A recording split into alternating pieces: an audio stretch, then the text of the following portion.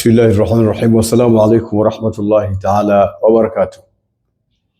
Tunamshukuru Mwenyezi Mungu Subhanahu wa Ta'ala kwamba sasa hivi tuko katika jiji la Makka ambalo kundi letu la Baraza Kuu la Waislamu Tanzania tumeingia jana, na walillahi alhamd tumeingia tukiwa salama sote, na tunaendelea na ibada, na wengi wetu wameshamaliza kufanya umra na sasa hivi wanaendelea na kufanya ibada katika msikiti mtukufu wa Makka.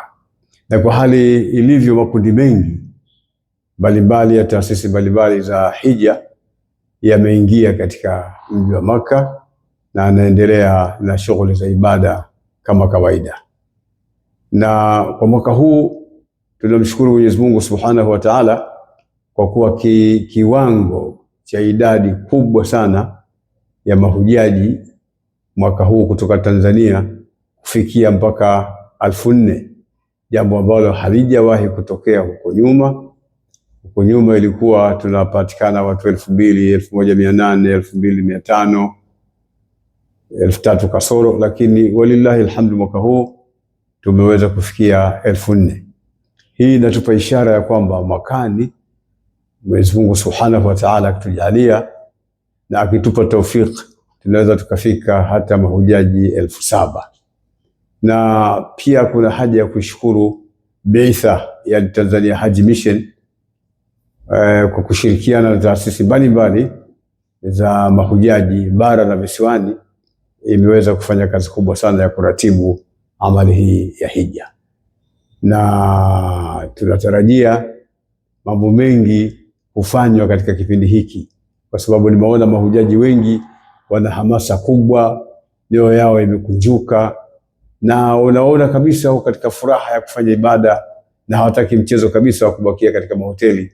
Saa zote wanakwenda katika msikiti kwa ajili ya kufanya ibada hii.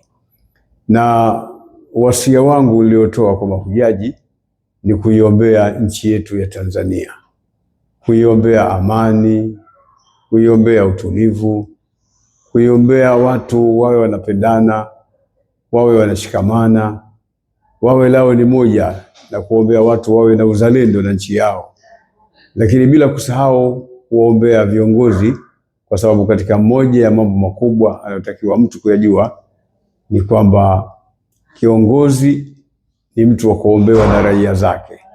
Na sisi alhamdulillahi rabbil alamin tuko katika mawanja matakatifu na maeneo mengi sana ambayo ya kukubaliwa dua.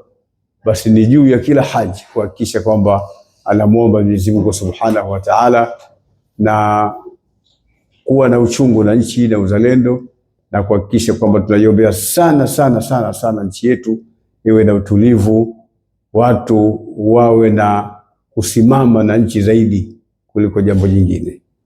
Lakini pia kuwaombea Waislamu mbalimbali wawe na mapenzi na mshikamano na umoja, na kuhakikisha kwamba tunakuwa kitu kimoja, na tunakuwa watu ambao tunajenga taifa moja, na watu ambao tunaonesha mfano katika dunia hii, na ile hali ya kuwa na mfano wa amani katika nchi iendelee.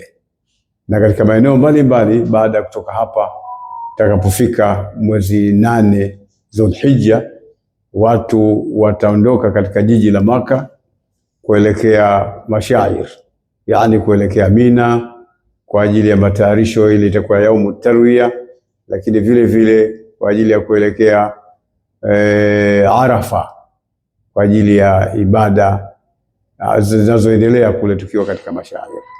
Na hayo ndio katika jumla ya maeneo ambayo ninazungumza yaliyokuwa na umuhimu mkubwa sana wa kuweza kufanya dua na kumwomba Mwenyezi Mungu Subhanahu wa Ta'ala. Na kwa kuzungumza na baadhi ya taasisi mbalimbali ambazo zinasimamia mahujaji wetu kutoka Tanzania, zenyewe zote ziko tayari kufanya na kukamata wito huu na kuhakikisha kwamba tunasimamia vizuri na tunawaelekeza vizuri, walillahi alhamd. Na mpaka sasa hatujapata taarifa nyingine yoyote mbaya dhidi ya mahujaji wetu. Mpaka sasa hivi taarifa tulizonazo ni kwamba mahujaji wetu wote wa taasisi mbalimbali wanaendelea vizuri, wamepokelewa vizuri na wanaendelea na ibada zao vizuri. Mpaka sasa hivi hatuna taarifa yoyote iliyokuwa yenye utata au iliyokuwa mbaya. Tunamwomba Mwenyezi Mungu Subhanahu wa Ta'ala awajalie wenzetu waliobakia kule nyumbani ambao hawakufuata taufiki ya kuja kufanya amali hii ya hija mwaka huu, nao Mwenyezi Mungu Subhanahu wa Ta'ala awalete katika mji huu wa Makka na Madina kwa ajili ya utekelezaji wa ibada hii ya hija. Na tunaiombea nchi, Mwenyezi Mungu ajalie iwe na amani, iwe na utulivu, iwe na uzalendo kwa watu wake, lakini Mwenyezi Mungu atupe baraka katika nchi yetu, tuendelee kuishi vizuri